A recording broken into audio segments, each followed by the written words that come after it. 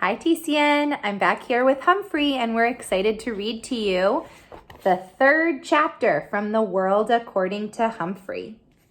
We've already read chapters 1 and 2, and so if you haven't heard those yet, you can go and look at the other videos on this YouTube channel and find chapters 1 and 2. Chapter 3, The Two Faces of Mrs. Brisbane. That week was busy, but I learned a lot. I learned all of the capitals of the United States. I didn't say I remembered them all, but I learned them all. I learned about how water changes from solid to liquid to gas. I learned how to subtract fractions. I learned something else, something very weird. There are 2 Mrs. Brisbanes, and I thought one Mrs. Brisbane was one too many. The first Mrs. Brisbane is a good teacher, just like Aldo said. She's better than Miss Mac was at getting AJ to lower his voice. She's better at getting Heidi to raise her hand before she blurts something out loud. Of course, nobody could get Speak Up Saya to raise her hand or to blurt anything out loud. Saya is so quiet and gentle, she never gives an answer. If the teacher calls on her, she stares down at her desk without saying a word. But when it's Saya's turn to clean my cage and feed me, she holds me in her hand so gently. I feel like I'm floating on a cloud. "Hello, Humphrey," she whispers. "Your fur is so beautiful." I always feel calmer when Saya holds me. She's so nice. I wish Mrs. Brisbane would leave her alone. Miss Mac hardly ever called on Saya once she realized how shy she was. But Mrs. Brisbane calls on her all the time. She won't leave her alone.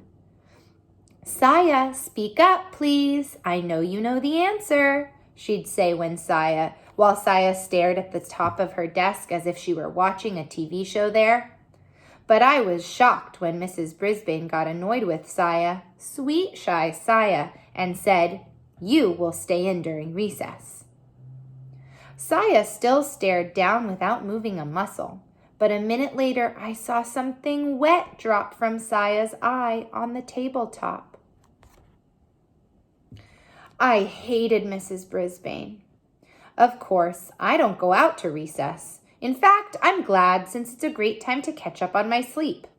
So I was there when Mrs. Brisbane talked to Saya, and I was all ready to squeak up on her behalf if necessary. Mrs. Brisbane brought a stack of papers to the table and sat down across from Saya. "Saya, you think I'm being mean to you, don't you?" Saya slowly shook her head no. I heartily nodded my head yes, but no one was looking at me. "But I wouldn't call on you if I didn't know that you know the answers," the teacher explained. "Look at your papers and tests. You get 100% on everything. Spelling, science, geography, and arithmetic. Your vocabulary is excellent, but I have never heard you speak. Can you tell me why?" I checked my notebook and I was pretty impressed. I only got an 85% on the last vocabulary test. This girl is smart. Saya still didn't speak. "Saya, I'm going to have to send a note home to your parents. Maybe they can help me figure out what to do," said Mrs. Brisbane. Saya looked up, very frightened. "No, please," she said. Mrs. Brisbane looked surprised. She reached over and patted Saya's arm. "I won't send a note now, if you'll promise to try." Saya looked back down at her desk and nodded. "I'll tell you what, I won't call on you if you promise that sometime within the next week you'll raise your hand on your own and answer a question. Is that a deal?" Saya nodded, very slowly this time. "You have to say it," Mrs. Brisbane told her. "Deal," Saya whispered. "Terrific," said Mrs. Brisbane, smiling. "Now, how would you like to erase the board for me?" Saya jumped up and hurried to the board. All the students in room 26 liked to erase the board for some reason. Mrs. Brisbane was sure hard to figure out. She hadn't been mean to Saya at all. She just did what a teacher is supposed to do. I liked this Miss Brisbane. I even liked the pink blouse she had on. But at the end of the day when the students were gone, the second Mrs. Brisbane came back. the really scary one. She straightened up the room and came over to the window to close the blinds. I could only hope that Aldo would open them for me later. She looked down and saw that the table around me was messy. The bag of shavings used for my bedding had torn, and bits of litter were scattered all over the table. Garth had done the cleaning and left the lid off my treats box. The whole table looked untidy. "Good grief," said Mrs. Brisbane in a very unhappy voice. I decided to take a spin on my wheel. Usually that cheers people up, but not Mrs. Brisbane. She started to clean the table, getting paper towels and cleaning spray and muttering to herself the whole time. "Not my job," she grumbled. "These children are not responsible. All I need is somebody else to take care of. Some rodent." Nobody says rodent quite the way Mrs. Brisbane does. Then she looked down at me with angry eyes and said, "You are a troublemaker, and somehow I'm going to get rid of you." Then she grabbed her purse and her papers and stormed out of room 26. For once, I didn't mind being left alone. I didn't even mind the tick, tick, tick of the clock. I was just glad that the second Mrs. Brisbane was gone. I was worried about what she'd said, but I kept my mind occupied by practicing my vocabulary words until the light was completely gone. If Saya got 100% correct, why couldn't I? Then I sat and waited. Suddenly, bright lights blinded my eyes as the door swung open and a familiar voice roared, "Never fear, Aldo's here." Aldo rolled his cart over to my cage and put his face right down next to mine. "How's it going, Humphrey?" he asked. I tried squeaking out my story, but Aldo didn't quite catch what I was saying.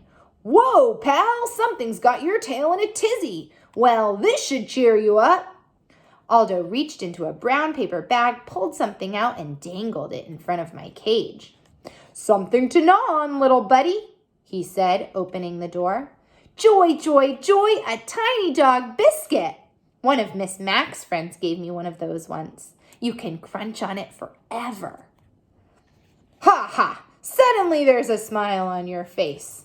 Aldo beamed with pride. "Now I'll clean this room real fast so we can eat our dinner together." I never saw anybody move as fast as Aldo.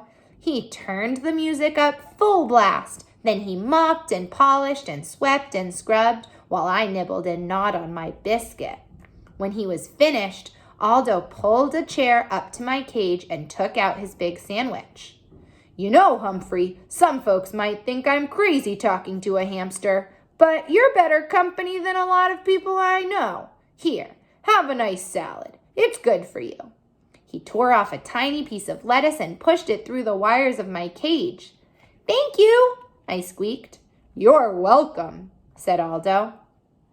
"So, what were you talking about last night?" "Oh yeah, loneliness.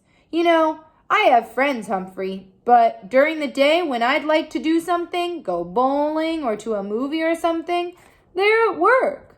And when they want to do something, I'm at work. Of course, there's the weekend, but I usually see my family, you know? My brother and his family, my nieces and nephews. I got a big family." Suddenly, Aldo bopped the side of his head with the palm of his hand. "Whoa, Humphrey, I never told you. My nephew, he's in your class. Richie Rinaldi, he sits over there." He pointed to the far side of the room. "He always has the neatest desk in class. He'd better or he'll hear from his uncle. Do you know him?" "Of course," I squeaked. "Repeat that, please, Richie." One of the nicest boys in class. But he mumbled a lot and usually had to repeat something 2 or 3 times to be understood. Aldo crunched his bag and tossed it into the trash. "Well, I'm out of here. You know, they got a frog in room 16, but he's not good company like you are. He sings nice, though." "Sing? I'll sing for you, Aldo," I thought. "Squeak, squeak, squeak."